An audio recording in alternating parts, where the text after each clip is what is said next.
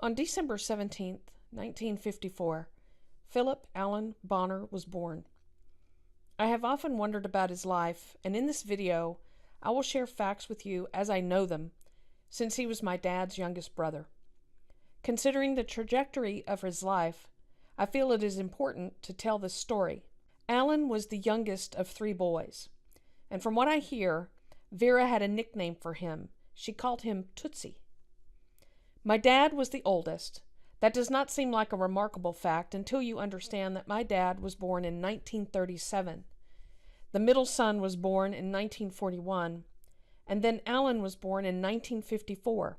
Thus, there was an 18-year gap between my dad and Alan. To put this in context, as Alan was starting to go to school, the older sons were gone from home, off starting their lives and families. I was born in 1964, so Alan and I were closer in age than his brothers. We rode the bus together to school, and when he was in high school, I was in junior high. My earliest memories of him was as a troubled teen who had challenges with drugs and alcohol. Now, on the surface, many people have had trouble with drugs and alcohol, but I had often wondered what drove Alan to have a struggle with that. As I started to get into researching my family tree, I had initially thought, well, maybe it was purely genetics.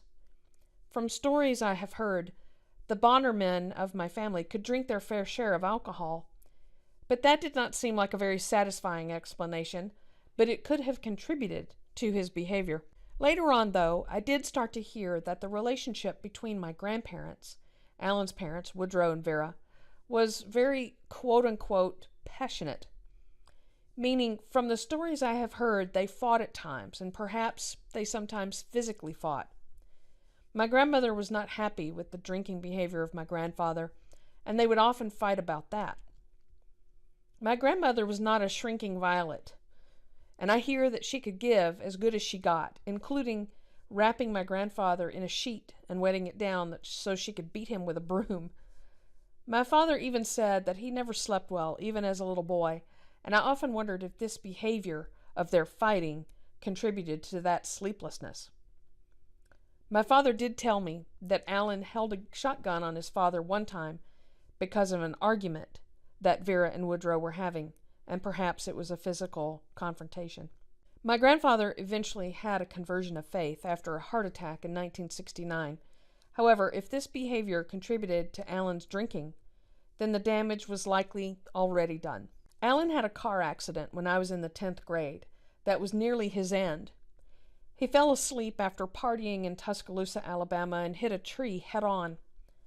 My parents told me that the doctor told them that he could move Alan's nose anywhere on his face. Alan's biggest wound was the fact that his face had met with the steering wheel and had just smashed the bones to bits. They figured that he was so inebriated that his alcohol use, in a sense, saved his life that night, because if he had been conscious, he would have been more tense upon impact. He survived that, and afterward he attempted, the one time I know of, to get clean.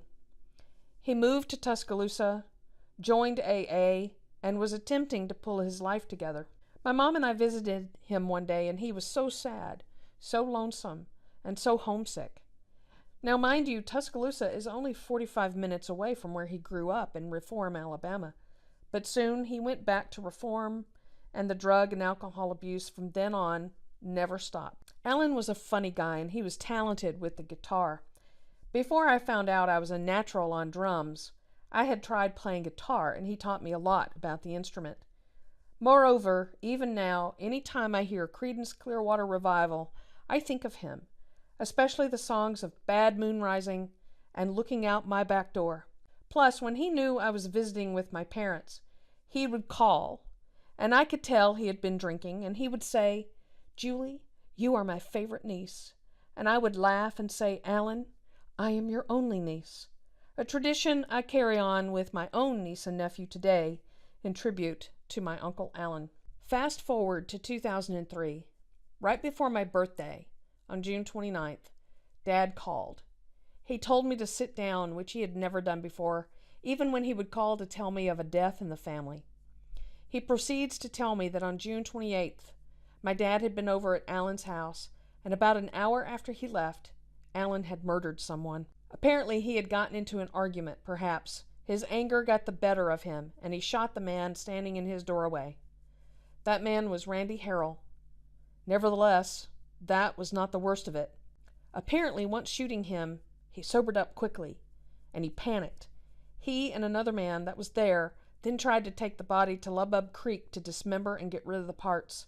It was the most grisly thing I'd ever heard of. We were all in shock about this turn of events. By April 2004, Vera had passed away. Dad had told me that she stopped going to church. Not sure if it was out of shame or a crisis of her faith, but Dad felt this took a real toll on her. I had tried to write Alan once he went to prison, but the letters were always returned. I apparently never had the address exactly correct. However, when my mother died in 2014, I saw she had a few letters from him.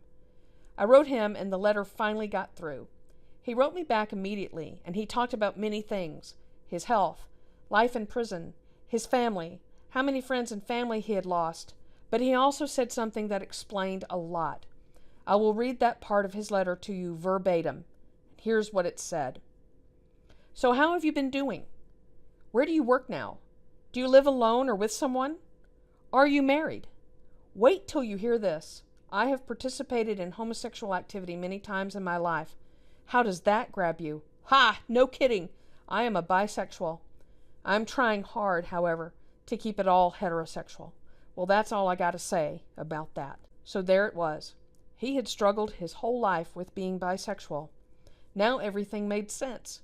He was potentially trying to drown those urges in himself.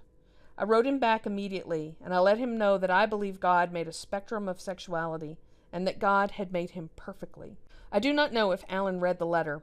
Within about 3 to 4 weeks, I got a phone call that Alan was in hospice, and he died on December the 18th, 2014, the day after he turned 60 years old. I had lost my mom, my dad, and my uncle all in 2014. Let it be known as well, I never condoned Alan murdering someone. In fact, I found out later that the man he murdered was the cousin of a classmate from high school. She had told me that she intended to try and keep Alan in prison. She was worried I would hate her for that. I told her that Alan had to pay the price for his actions, like anyone who is convicted of committing murder. I actually felt that Alan was the most healthy while he was in prison. At the same time, I felt a huge amount of compassion for Alan once I learned the truth of his story. If this was why he was trying to drown himself in drugs and alcohol, it could have all been prevented, and that is a tragedy of great proportions as well. From what I hear about Woodrow possibly would have never have had compassion for Alan's true self, and I don't know that Vera would have either.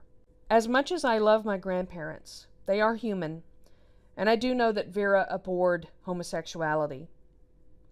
This story just illustrates how families can be unknowingly cruel to one another.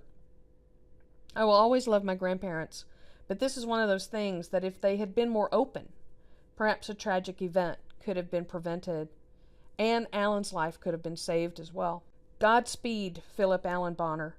Your favorite niece dedicates this video to your memory.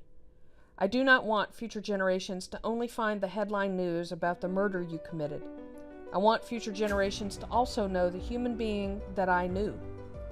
It is important to understand this event through the context of your life, and I hope this does help future generations to know you better and to have compassion for your experience.